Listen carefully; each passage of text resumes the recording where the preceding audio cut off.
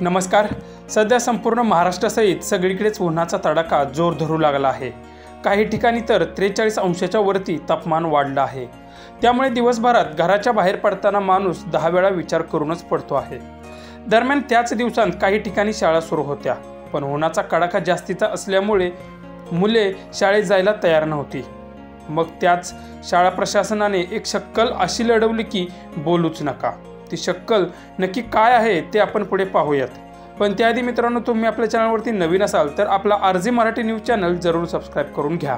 हा व्हायरल होणारा व्हिडिओ उत्तर प्रदेशमधील असून या शाळेमध्ये मुलांची पटसंख्या जास्त होती, पण हजर मुलांची संख्या खूपच कमी होती।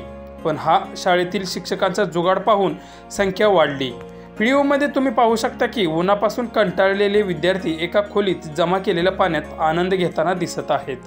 हा व्हायरल होणारा व्हिडिओ @इंडिया टुडे या इंस्टाग्राम अकाउंटवरून शेअर करण्यात आलेला आहे। व्हिडिओ व्हायरल झाल्यानंतर प्रत्येक नेटकऱ्यांनी भन्नाट अशा प्रतिक्रियाही यावर दिलेल्या आहेत।